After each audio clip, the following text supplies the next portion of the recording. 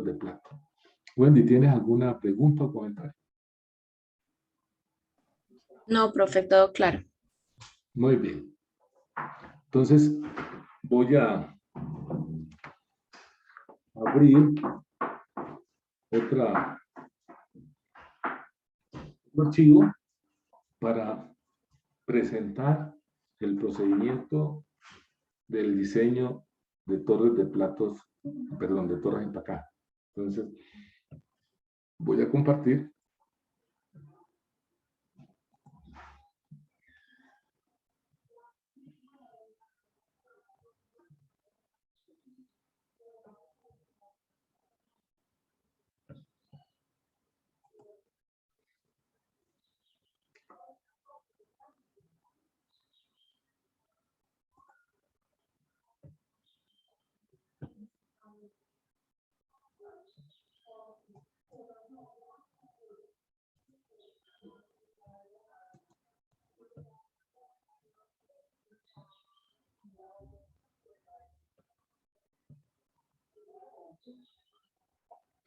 Perdón, ¿qué pasó?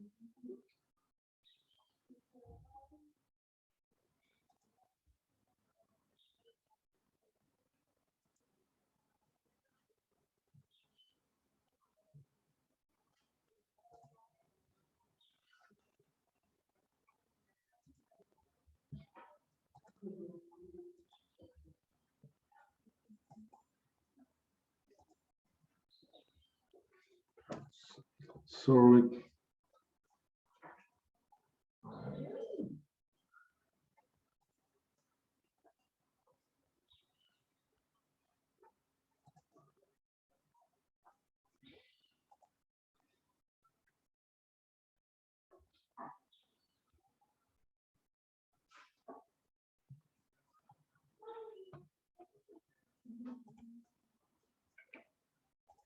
Perdón, muchachos, resuelvo primero.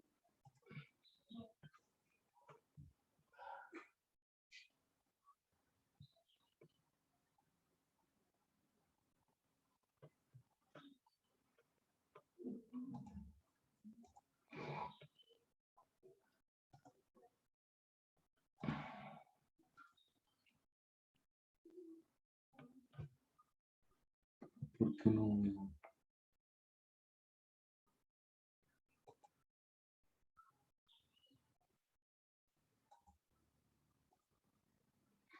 ¿Están viendo la pantalla de mi computador? Sí, profe.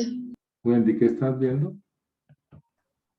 Dice diseño mecánico de torres empacadas y hay 3 torres de destilación. Muy bien, gracias. Entonces vamos a rápidamente, porque ya hemos visto algunos elementos de cómo se procede en el diseño de una torre de platos y muchas de las características que ya presenté para el diseño de una torre de platos son las mismas que se usan para el diseño de una torre empacada. Lo que tiene que ver con las normas utilizadas, ¿sí? La temperatura y presión de diseño se procede de la misma manera. La selección del material, específicamente la selección del material de la camisa y las tapas, es el mismo procedimiento, entonces no me voy a ocupar de eso. Selección del material del recipiente, es el mismo procedimiento.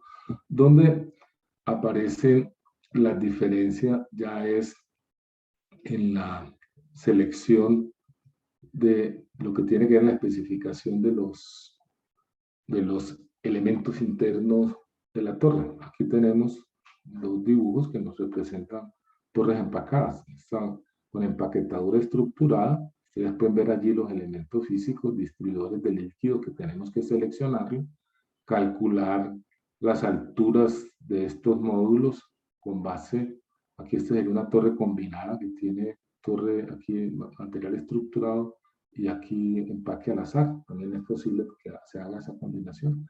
Entonces pueden ver ustedes que esta tendría 2 módulos, un distribuidor de líquido arriba, unos platos soporte, un plato retenedor aquí en el tope, ¿sí? Pero también un redistribuidor de líquido aquí, donde quiera que haya una entrada de líquido, tenemos que colocar un redistribuidor de líquido Y en el fondo, por supuesto, una entrada para el vapor. Aquí igual.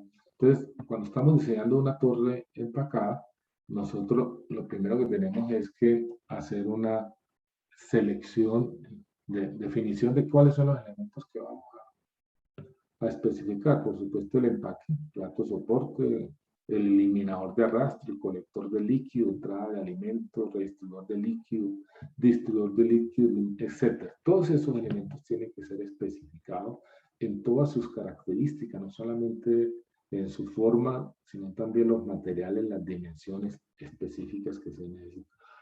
La mayoría de ellos, nosotros lo que hacemos es que los seleccionamos a partir de unos modelos estándares que ya ofrecen los fabricantes. Entonces tenemos que buscar cuáles serían los fabricantes que nos pueden proveer.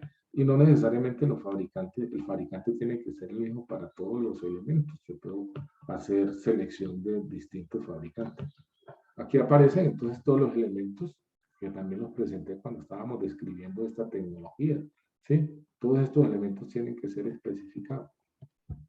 El procedimiento entonces que tenemos que seguir, porque primero lo que tenemos que hacer es hacer el dimensionamiento, es la selección del empaque, ¿sí? Tenemos que seleccionar el empaque, y para la selección del empaque, con base, ya dijimos, en las condiciones de operación, de manera similar a las torres de platos, yo elijo cuáles son las condiciones más críticas que voy a tener en cada una de las zonas de enriquecimiento y despojamiento, ¿sí?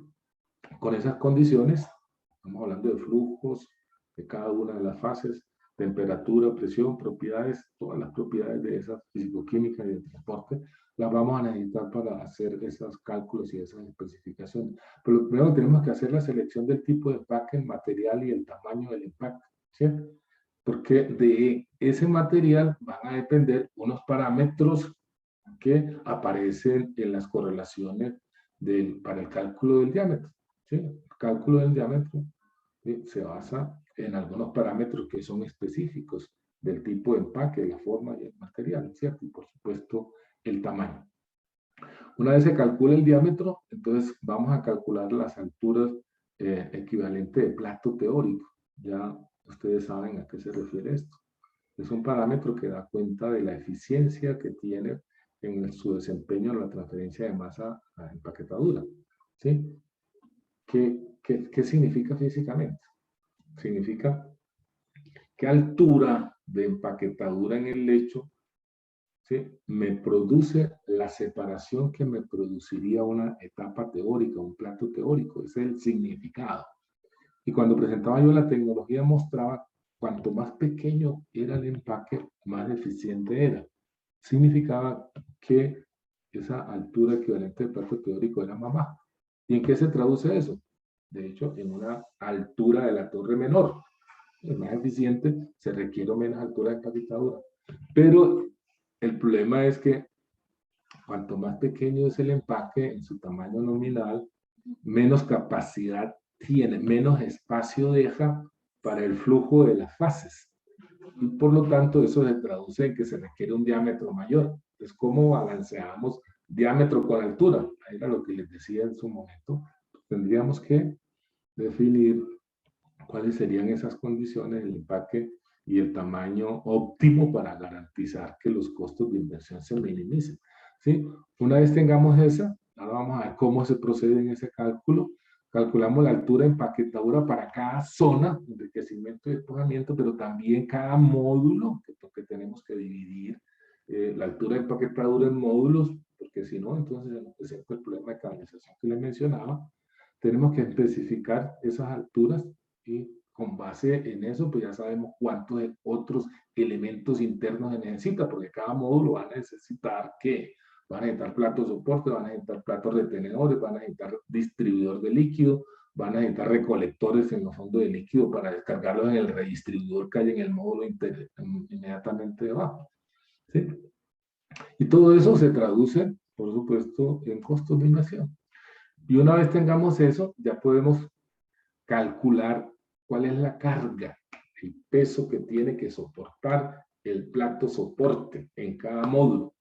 Para poder, con base en eso, entonces, con base en esa información de altura, ¿sí?, y la característica del empaque, pues seleccionar los distribuidores y los redistribuidores de líquido, el plato soporte, el plato retenedor y los recolectores de líquido, ¿sí? Una vez ya tengamos especificado todas esas características de esos elementos y sus dimensiones, ya podemos pasar a calcular la altura de la torre con una ecuación parecida a la que presenté para el cálculo de una torre de platos. Y con ello nosotros obtenemos el cálculo de desempeño hidráulico para poder mirar cómo es la caída de presión, cuál es la flexibilidad, cuál es el flujo mínimo de humectación que necesita.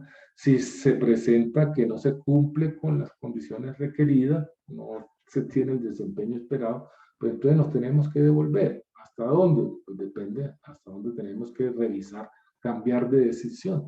Entonces, el proceso de diseño de una torre empacada también es un proceso iterativo, de manera similar a como lo es el diseño de una torre de plato, ¿sí? Muy bien. Lo primero que voy a describir, presentar, es la selección del empaque, como aparecía ya en el algoritmo que acabo de describir. ¿Cómo seleccionamos el empaque? Nosotros tenemos que saber que todos los empaques no tienen las mismas características y por lo tanto su comportamiento hidráulico y de transferencia es diferente. Hice por allá la comparación entre las empaquetaduras al azar y las empaquetaduras estructuradas cuando hice la presentación de la tecnología, pero en esta transparencia tengo un resumen como para mostrar. Ese 1 significa que sería la mejor opción, ¿sí? La mejor opción. Ustedes observen que para cada una de estas variables de decisión que aparecen allí, la mayoría es privilegian, ¿sí? Son privilegiadas con el empaque estructurado, ¿sí? El 2 significa que es bueno, buena, esa empaquetadura. 3, digamos que regular, y 4, pues ya pésima. Y ahí se ve cómo, frente a estas variables, ¿sí? Frente a estas variables, la empaquetadura estructurada es pésima, y en este caso, para sistemas altamente ensuciantes, pues la empaquetadura al azar. Esas características es bueno que las tengamos, yo no tengo que tener como también conocimiento y funcionamiento para tomar decisiones. Pero el procedimiento de selección del material, que es lo que tenemos que hacer primero antes de seleccionar la forma, ¿sí? Y el tamaño, ya les di la heurística, ahora se las recuerdo, es las propiedades, las variables que yo voy a usar. ¿Cuáles son las variables que yo voy a usar? ¿Sí? Para hacer la selección del material. Mire que el procedimiento es el mismo. ¿Cómo se selecciona un material? ¿Sí?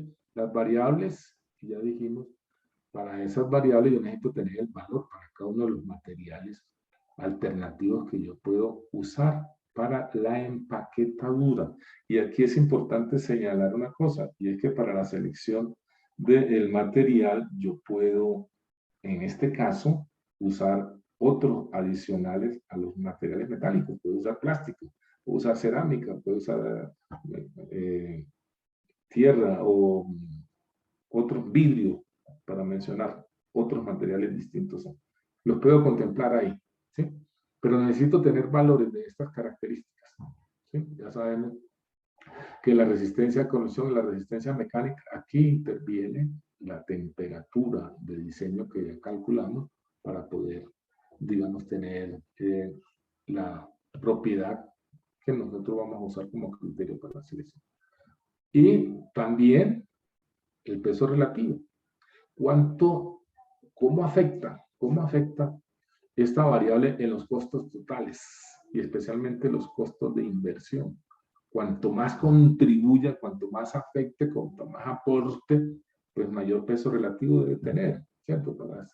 ¿Sí? Y yo les había mencionado que un parámetro, un indicador, si pudiéramos tener una función, un objetivo de los costos, ¿sí? Para la optimización, sería la derivada parcial, ¿sí?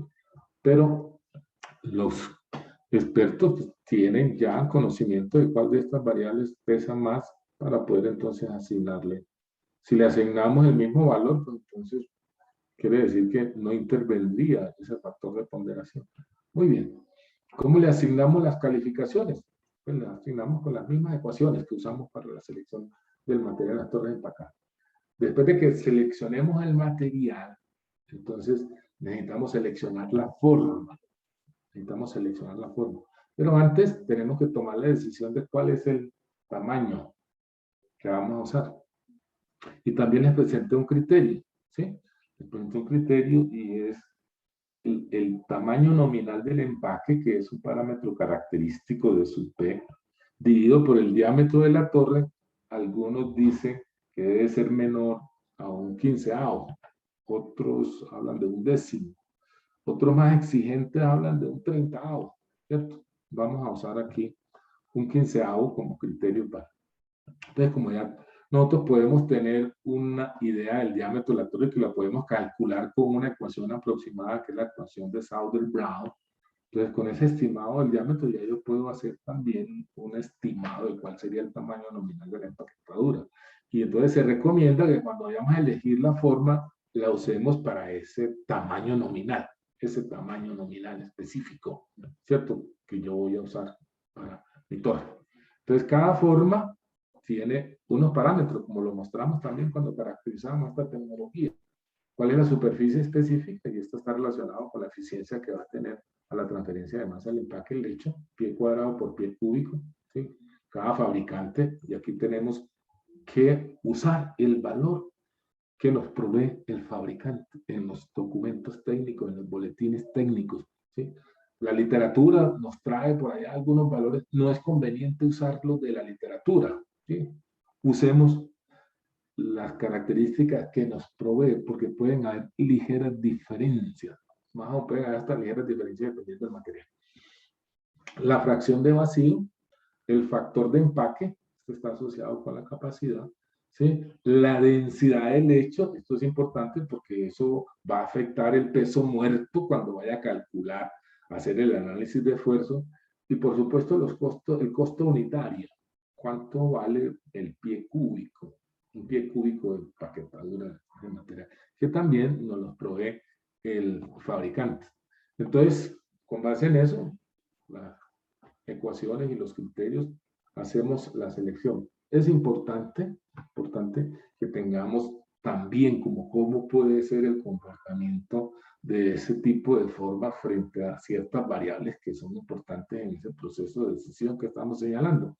Entonces, miren ustedes que estas tres variables, capacidad, la flexibilidad y la eficiencia, nos está diciendo, ojo, no vayas a elegir anillos Rashi, que son los más pésimos. Además, esta fue la primera de las primeras tecnologías que se desarrollaron en empaques, los anillos Rashi, ¿cierto? Pero entre estas que son comunes, sillas Burr, sillas Instalo y los anillos ranurados, como los anillos Paul, observen que prácticamente no hay mucha diferencia, no hay mucha diferencia. Y mire en relación con la caída de presión. Para estos anillos es alta, para estos es moderada si es plástico, es baja si es plástico y es moderada. Siendo el mismo material, observen ustedes cómo la caída, pues claro, porque el factor de fricción va a ser distinto dependiendo del material. Baja, mire que tampoco hay como una diferencia significativa y por eso tengo este recuadro para señalar que por allí no habría diferencias, ¿sí? Lo que sí van a haber diferencia es en los costos, ¿sí? En los costos sí vamos a ver nosotros diferencia. ¿Cómo serían? Si es plástico, si es metal, si es cerámico o si es carbón, dentro de los materiales que nosotros usamos. Estas son las características que ya las presentamos, ¿cierto? En esta dirección aumenta el tamaño, ¿sí? En esta dirección aumenta la densidad, ¿cierto? Del lecho. Cuanto más pequeño el empaque, pues lógicamente por metro cúbico va a tener mucho más masa, mucho más peso. En esta dirección, cuanto más pequeño es el empaque, este es el desempeño, una medida del tamaño del empaque, más área interfacial va a tener más eficiencia, más pequeño va a ser el HTP, ¿sí? Y lo mismo, cuanto más pequeño, ¿sí? Menos fracción de vacío, por lo tanto se va a requerir mucho más diámetro, ¿sí? Y eso lo vamos a ver cuando presentemos la ecuación para el cálculo del diámetro, ¿cierto? Este es un factor FP que aparece allá en la ecuación. Y aquí es importante saber que hay dos FP, estos dos parámetros característicos de la empaquetadura, esto que lo usamos para el cálculo de la capacidad y este que lo usamos para el cálculo de la caída de presión. ¿Sí? Lo mismo, esas características que las vamos a necesitar, usemos las del fabricante y no las que aparecen en la literatura de los textos. ¿Ok? ¿Cómo calculamos el diámetro de la torre? Así como para el caso del diámetro de la torre de un plato, una torre de platos, también existe una ecuación general, independientemente del tipo de empaque, ¿sí? Y es esto que lo voy a presentar para empaque al azar. Esa ecuación, ojo, son dos, diámetro de la torre y diámetro de la torre. Pero en todas estamos usando el flujo másico del vapor, que es el dominante ahí para poder calcular el diámetro de la torre. ¿Sí? Pero aparece también, o la velocidad superficial del gas en inundación, eso es lo que significa USF. El porcentaje de inundación, ¿sí? El F, porcentaje de inundación, que también aparece aquí, aparecen las dos ecuaciones. Y aquí en la segunda ecuación, en vez de aparecer la velocidad superficial del vapor, lo que aparece es la densidad de flujo másico, o sea, el flujo másico por unidad de área. Puedo calcularlo con cualquiera de las dos. Vamos a ver, ¿cierto? Hay varias correlaciones. La correlación, digamos, inicial que se desarrolló fue la que se conoce como la correlación de Ecker para la velocidad de inundación. Esa correlación de Ecker realmente lo que nos permite es obtener un parámetro de flujo de vapor en la inundación, que se conoce como el valor Y sub F. Y sub F, ¿cierto? Lo vamos a encontrar en la correlación de Ecker, y con ese Y sub F que encontramos en la correlación es que podemos calcular U sub F para poder calcular el diámetro de la torre, en la ecuación donde aparece U sub F, pero también para calcular, ¿sí? En la correlación de F, a calcular G' F, ¿sí? Usamos el mismo valor, el mismo parámetro de la correlación de Ecker. ¿Y cuál es ese parámetro? Lo obtenemos en esta gráfica. Esta es la correlación de Ecker, en donde como abscisa, ojo, que en la abscisa tenemos este parámetro de flujo, el E', que es el flujo másico, del líquido es el flujo másico del vapor, y este factor que hay aquí, ¿sí? Se pueden confundir, y es realmente que Rho sub L es menos Rho sub E, va todo en el denominador, o sea que esto debería ir entre paréntesis. Esto fue una copia que saqué de un texto. Algunos podrían decir que es la relación de la densidad del gas sobre el líquido menos la densidad del gas. Y eso no tiene sentido, porque esto sería dimensional y esto tendría dimensiones. Este parámetro es un parámetro adimensional. Este parámetro de flujo es adimensional. Y para que sea dimensional, esto tiene que ir en el denominador, dividiendo la densidad del gas. Muy bien. Entonces, como ya tenemos esas características, ¿sí? Sí necesitamos saber cuál será la curva paramétrica que debemos usar. Las primeras correlaciones traían por aquí la caída de presión en inundación, ¿sí? En esta gráfica no aparece, pero sí puedo hacer un estimado de cuál puede ser la caída de presión en inundación una vez conozca el valor de F sub P. El valor de F sub P. Miren, F sub P lo calculo como 0.12, ese valor de F sub P elevado a la 0.7. Este F sub P tiene dimensiones, y eso es importante que ustedes lo miren. Tiene pi a la menos 1, dependiendo de las unidades que tengan eso, o pi a la menos 1 o metro a la menos 1. ¿Ok?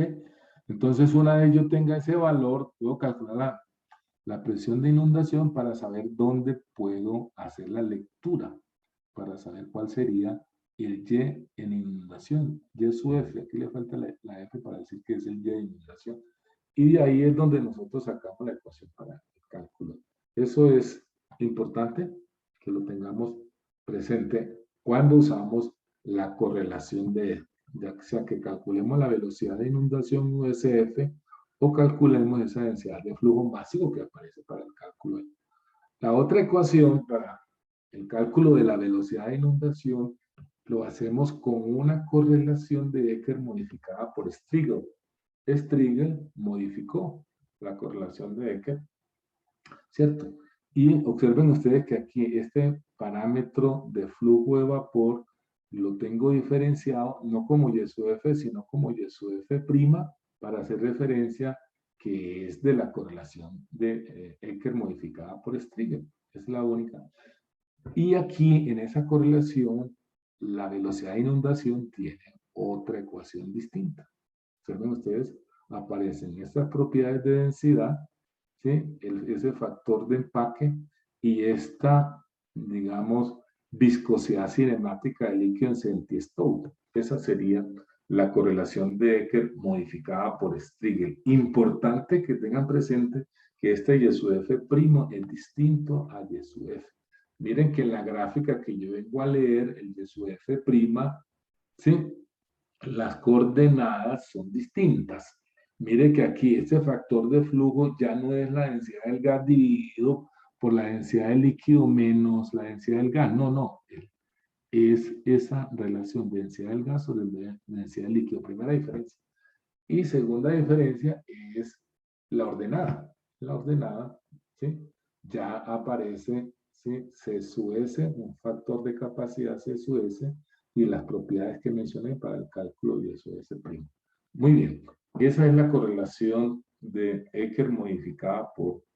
Pero también hay otra correlación, que es la correlación de Leva, para calcular la velocidad de inundación. Y aquí entonces observen que hay otro factor, que es Y asterisco sub F. O sea que tenemos tres factores, Y sub F, Y sub F' y Y sub F asterisco, cada uno asociado con una correlación, la de Eckert modificada por Striegel, y la correlación de Leva. Pero todos me sirven para calcular la velocidad de inundación. En esta correlación de Leva hay una ecuación para ese cálculo, ya no una gráfica como en las otras dos, sino una ecuación, en donde se involucra este factor de flujo, F sub LG, que ya vimos cuál es, ¿sí? Pero además aparecen en la ecuación de U sub F unas funciones. Una función en términos de la densidad del líquido y una función, eso es lo que significa esa F, función de, este F no es factor de inundación, sino función de la viscosidad. Y esas funciones están dadas aquí. Estas son las ecuaciones para la función en función de la densidad en términos de la gravedad específica del líquido, el inverso de la gravedad específica del líquido, ¿cierto? Con esa ecuación es un polinomio de segundo grado. Mientras que la función en términos de la densidad es esta ecuación exponencial, en términos de la viscosidad. Recuerden lo que hemos dicho. Las unidades son las unidades que la ecuación nos dice. En este en particular nos ponen unas restricciones para poder usar esa correlación de Leva. En la viscosidad no puede estar por fuera de este intervalo, ni tampoco la densidad relativa, ¿cierto? Del líquido con respecto a la del agua en el estado líquido, tampoco debe estar por fuera para poder hacer uso de esa correlación de Leva. Eso si usamos correlaciones para hacer el cálculo del diámetro de la torre. Pero yo también puedo usar unas correlaciones para el cálculo de la velocidad, correlaciones de los fabricantes. Esta es, por ejemplo, una correlación para la empaquetadura instalo Metal Tower Empacker. Oiga, ya nos está diciendo que es para empaque metálico. Y cada una de estas curvas paramétricas es para el tamaño. Miren, cuanto más pequeño es el tamaño nominal, pues más eficiente, más capacidad menos capacidad va a tener. Menor va a ser este C sub 0, y si menor va a ser el C sub 0, menor va a ser la velocidad de operación. ¿Ok? Entonces aquí tenemos un parámetro de flujo. Una vez tengamos cuál es el tipo de material, calculamos el C sub 0, con ese C sub 0 se calcula este factor de capacidad, y este factor de capacidad se calcula para la condición en que el empaque va a tener la máxima eficiencia. Y lo calculamos teniendo en cuenta cuánto vale la tensión superficial y cuánto vale la viscosidad, ¿cierto? Ojo, ahí está advirtiendo. Si este producto es mayor a 1.03, cuando vayas a calcular el CSUS, ¿cierto? Ese factor de capacidad de máxima eficiencia, ajústelo, ¿sí? Ajústelo y reemplácelo por 1.03. O sea, eso se reemplazaría por 1.03 para calcular ese parámetro. Y con ese parámetro, entonces ya yo puedo definir directamente, en lugar de la velocidad de operación, de inundación, un CSUS de operación, y con un CSUS de operación, de una vez saco aquí una velocidad de operación y calculo el diámetro sin tener que pasar por... Muy bien.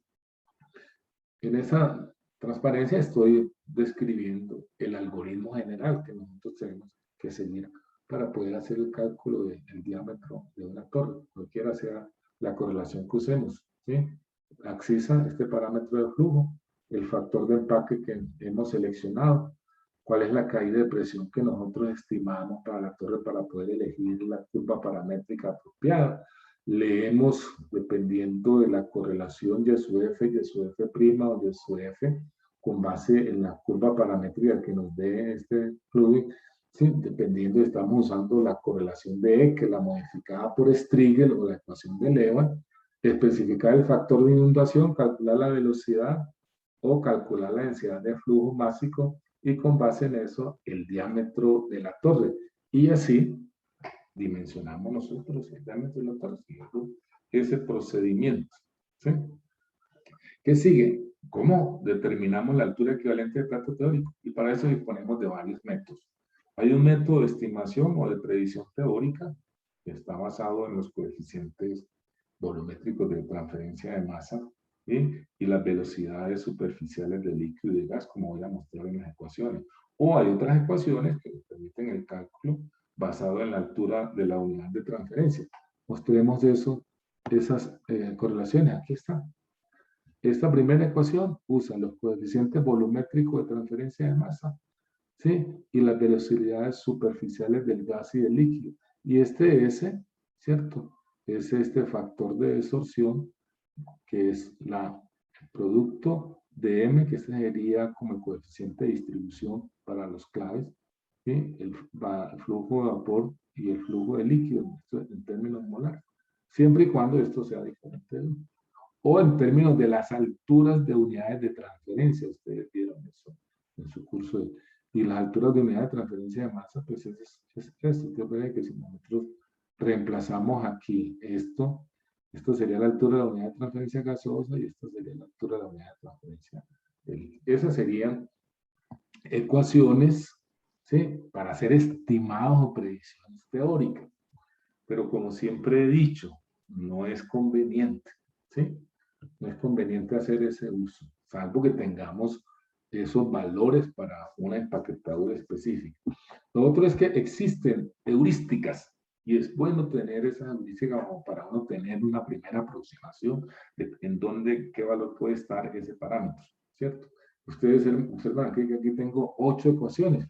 8 ecuaciones que me permiten hacer un estimado de la altura equivalente de plato teórico, ya sea en función del tamaño nominal, el D sub P, en función del área específica A sub P, que aparece como característica del empaque, o en el diámetro de la torre. Ahí aparecen varias ecuaciones, con arquitecturas distintas las ecuaciones. Sí tenemos que tener claro, en estas ecuaciones que tengo ahí, que las ecuaciones de 1 a 5, cuáles son las unidades en que me da la altura en metros. Ese tamaño nominal tiene que ser alimentado a la ecuación en metros, ¿sí? Y el A sub P, el diámetro de la torre en metros, y el A sub P metros cuadrados por metros cúbicos. Mientras que las ecuaciones 6, 7, 8, estas últimas 3, usan otras unidades. Siempre advierto, nosotros como ingenieros tenemos que ser muy rigurosos en esa verificación de los parámetros que usan las ecuaciones. Pero además de eso, existe una cantidad de correlaciones empíricas de varios autores, ¿cierto? Hay una ecuaciones para diámetros pequeños, por ejemplo esta para diámetros pequeños. ¿Qué nos está diciendo? Miren, varios autores, este señor Frank, este señor Ludwig y este señor Whitehall, ¿qué nos dicen? Para diámetros bajos, ¿sí? haga igual, la altura equivalente de plato teórico, ¿no? Hágala igual al diámetro, ¿sí? Hágala igual al diámetro, ¿sí? Estamos hablando por debajo de diámetros de 1 a 4 pies, hágala igual al diámetro. Pero también, miremos las recomendaciones para el caso de destilación atmosférica. Y aquí es donde vale la pena que ustedes tengan presente cuándo calificamos que la destilación es atmosférica. Cuando la presión está entre 300 milímetros de mercurio y 80 psi. 80 psi es casi 6 atmósferas. ¿Sí? Casi 6 atmósferas. 6 por 4, 28. 88, ligeramente inferior a 4 atmósferas. ¿Qué nos recomienda? Y miren, para empaque, ¿sí?, metálico de Instalox, dependiendo del tamaño, entonces ahí dicen, mire, el valor de HTP es este valor. Y aquí hay unas restricciones. Para yo usar esa heurística, pues aquí están las restricciones de cuál debe ser la viscosidad, la tensión superficial que debe tener mi mezcla para poder yo usar eso. La tercera son heurísticas para vacío o destilación al vacío. Y mire que se considera destilación al vacío por debajo de 300 milímetros de mercurio. Y entonces allí, ¿qué es lo que dice? Mire, el valor que usted tiene acá, corríjalo, dependiendo de cómo es la viscosidad. Eso es lo que nos dice esa heurística. Pero también aquí para presiones por encima, o sea, estamos hablando de torres presurizadas por encima de 80 psi, ya no se considera la destilación atmosférica, sino presurizada. Hay esta correlación, pero solo es aplicable para el caso de hidrocarburos livianos. Entonces la ecuación aparece aquí en función del peso molecular, ¿cierto? Y aparece por aquí un parámetro, que ese parámetro toma este valor dependiendo de cuál es el tamaño de la empaquetadura. Ok, pero ahí no terminan las fuentes, las posibilidades para yo hacer cálculos estimados de la altura equivalente de plato teórico. Los fabricantes, y aquí es donde yo recomiendo esto como la mejor alternativa. Los fabricantes proveen, ¿cierto?, en sus boletines técnicos, ¿sí?, unas correlaciones para yo poder hacer la determinación de la altura equivalente de plato teórico de su empaque que haya elegido. Las curvas que tienen los fabricantes son curvas que tienen más o menos este comportamiento. Ya había presentado esta gráfica. Como ordenada, la altura equivalente de plato teórico de comaxisa, la rata de vapor. Nosotros debemos tratar de usar esto que se conoce como la altura equivalente de plato teórico base, en donde miren que prácticamente tiene un valor constante hasta cierto nivel de la rata de vapor. Después dijimos, no es conveniente usarla para valores superiores porque nos estaríamos acercando a las condiciones de inundación, ¿sí? Entonces, ellos proveen gráficas como esta, de la Instalos, que ahí se ve que a medida que disminuye el tamaño, hay mayor área interfacial, por supuesto, ¿sí?, es mucho más eficiente la empaquetadura, la altura equivalente de plato teórico es menor. Y aquí esa lectura la podemos hacer con dos factores. Estos factores de este factor F sub S o este factor C sub S. ¿Cuál es la diferencia? Mire que la diferencia está en este término, ¿cierto? Está en este término. Pero también es conveniente que esas gráficas que ellos proveen, nosotros sepamos cuáles son las restricciones que tienen para poderlas usar. Pero así como presentan gráficas, también presentan ecuaciones, ¿cierto? Presentan unas ecuaciones que me permiten hacer el cálculo. Observen que aquí tenemos dos ecuaciones precisamente para este tipo de empaquetadura, ¿sí? De la Costbridge. Este es un fabricante de este tipo. Y aquí dice, está esta ecuación HTP base, la que mostraba ya, en función de un parámetro A, la tensión superficial y la viscosidad. Siempre y cuando tengamos que la viscosidad sea menor a 0.4 centipoise. Uso esta ecuación.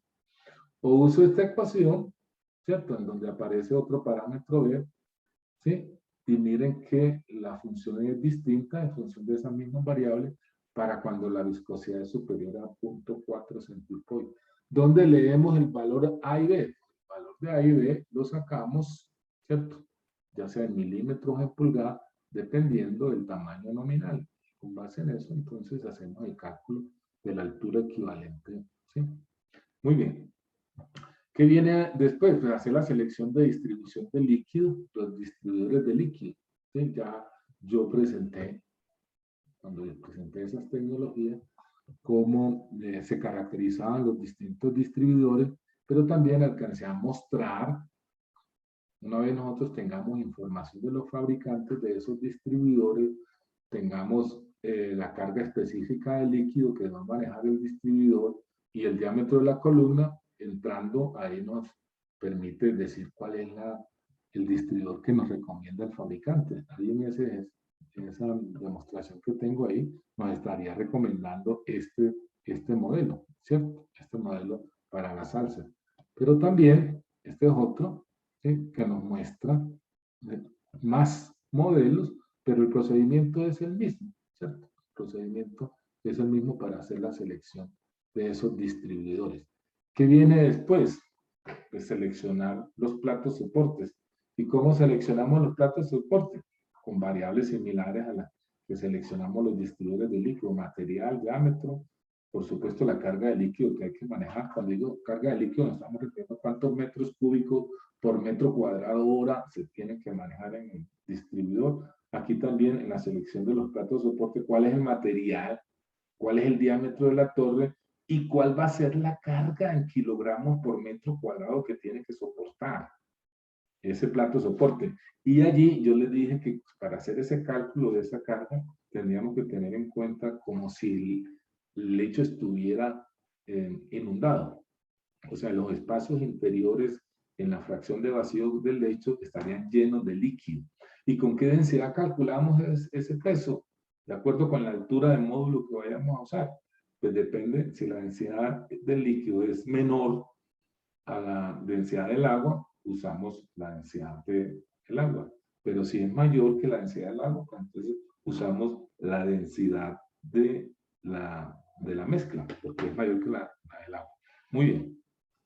Entonces, igual, los fabricantes nos proveen unos gráficos para poder hacer la selección. Por ejemplo, de esta empresa, Sengabon, nos dice, con el diámetro, ¿sí? Con el diámetro y la carga, yo entro a la gráfica, o con el diámetro yo entro a la gráfica y me dice la carga. Entonces, me va a decir, ¿me sirve o no me sirve? Esta es la carga permisible. Entonces, yo tendría que ir buscar otro modelo que me permita justamente determinar si me soporta la carga. Este es otro gráfico que nos muestra, digamos, gráficas para distintos tipos de materiales, distintos modelos. Igual, ¿sí? Ya había mencionado eso.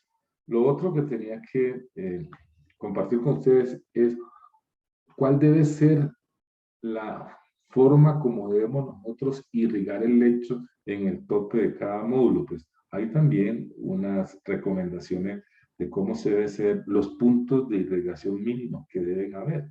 Por ejemplo, para empaque al azar, dependiendo de cuál es el material, cuánto debe fluir por minuto y por pie cuadrado en el lecho. Entonces eso ya es una medida de irrigación, ¿cierto? Dependiendo del tipo de material. O para empaquetadura estructurada, ahí aparece entonces. Una vez ya tengamos definido todos esos elementos, ya podemos calcular la caída de presión.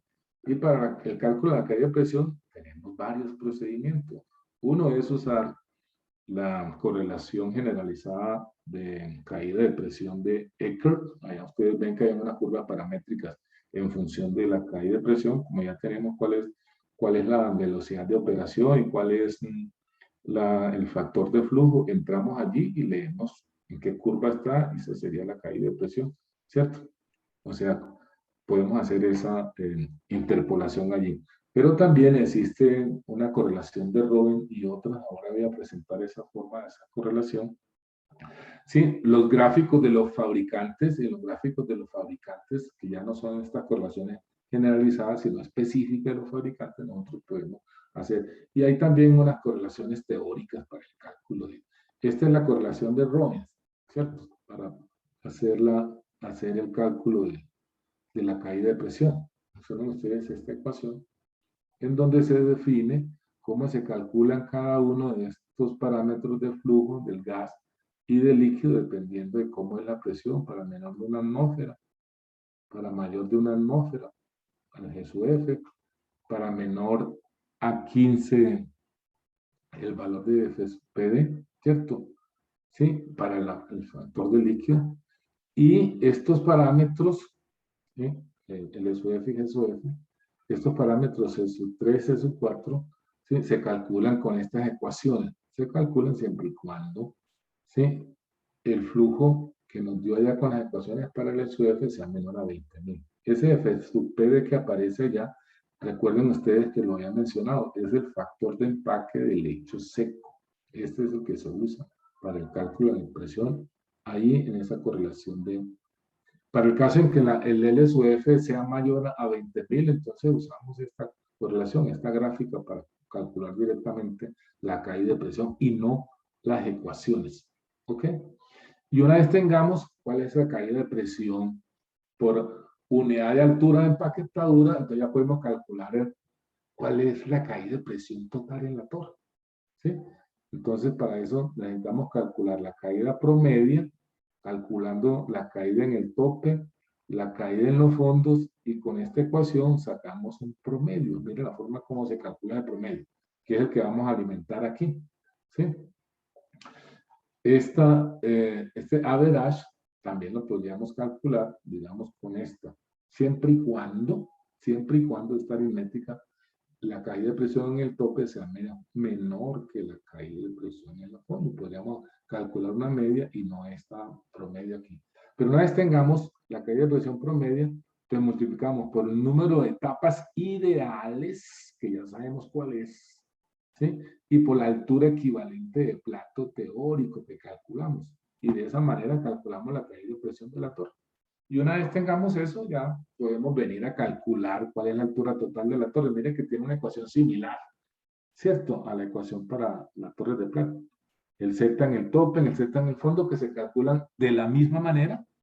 De aquí para arriba y de aquí para abajo, no hay diferencia entre la torre de plata y la torre de acá. ¿Sí?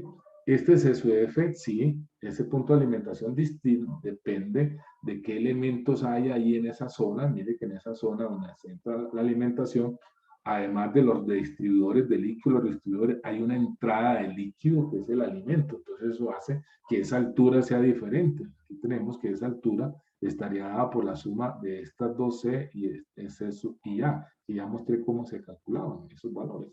¿Sí? Mientras que las alturas que hay en la zona de rectificación y en la zona de despojamiento se calculan con la altura que tiene cada módulo, el número de módulos que vamos a tener, y estas alturas que van a haber intermedias entre módulo y módulo, dependiendo del módulo que tengamos. Entonces, esa sería la ecuación para el cálculo. Esta ecuación ya la había mostrado para calcular esos parámetros A, B y C que aparecen en esas ecuaciones. ¿Sí? No voy a referirme a esto porque esto es exactamente lo mismo que se hace para el diseño de una torre de platos. Con eso, jóvenes, entonces daría por terminado la conferencia y lo que tiene que ver con el diseño.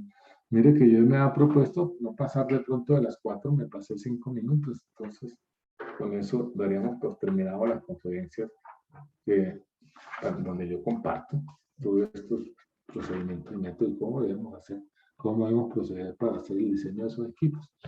¿Alguna pregunta, Brian? No, profe, ninguna pregunta, todo está claro.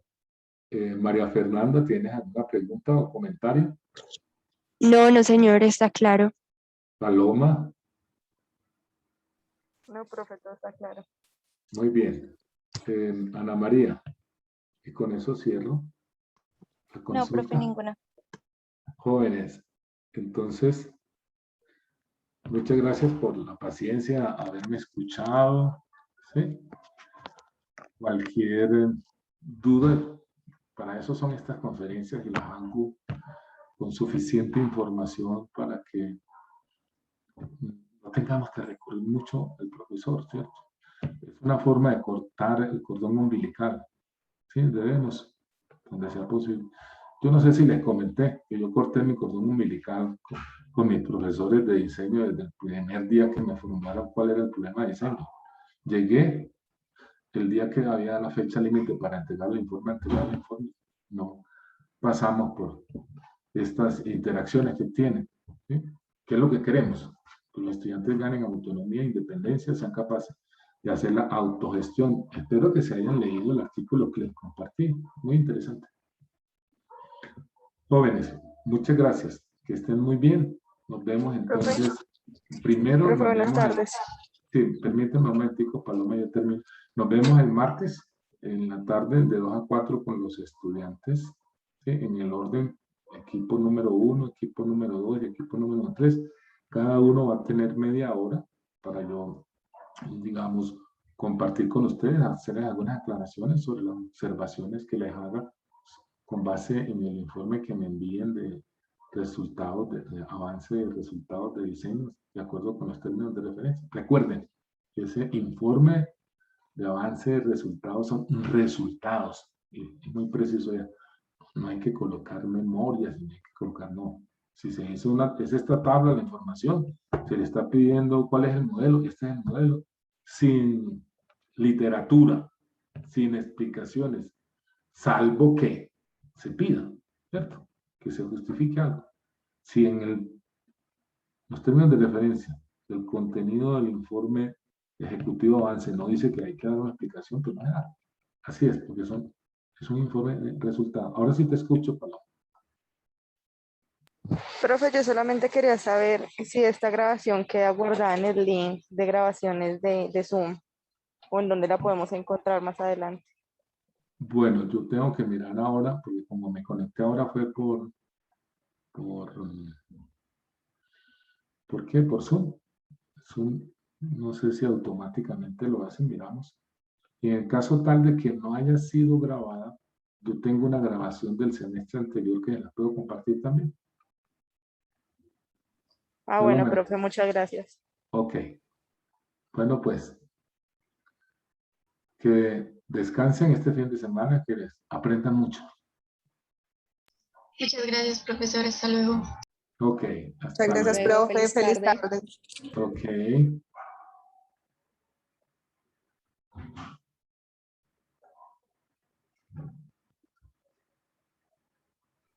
Hasta luego, profe. Muchas gracias.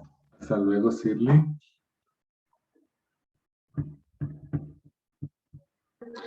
Hasta luego, profe. Muchas gracias. Luis, que estén muy bien.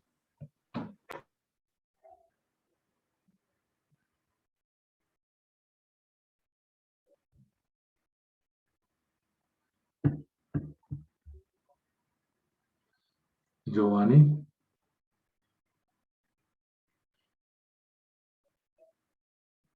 Giovanni, ¿no estás conectado? ¿Qué pasó? ¿Te desconectaste? ¿A qué momento te desconectaste? Juan Carlos.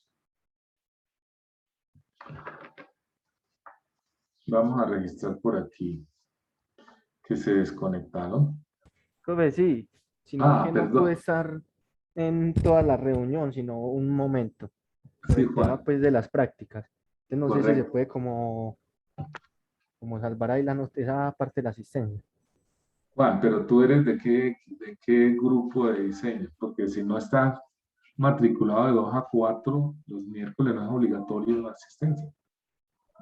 Ah, ok, pues nosotros somos el grupo, o sea, obligatoriamente nos toca los miércoles de 4 a 6. Ah, no, no, entonces no estás Entonces obligado. no. No te preocupes por eso. Ah, listo, profe, muchas gracias. Hasta luego. Giovanni.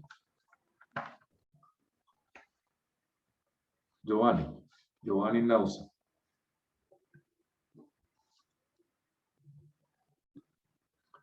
Se conectó y se fue a hacer otra actividad.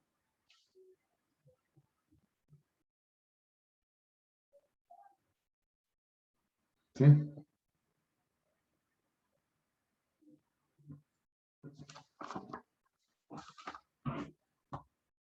No te espero más, Giovanni.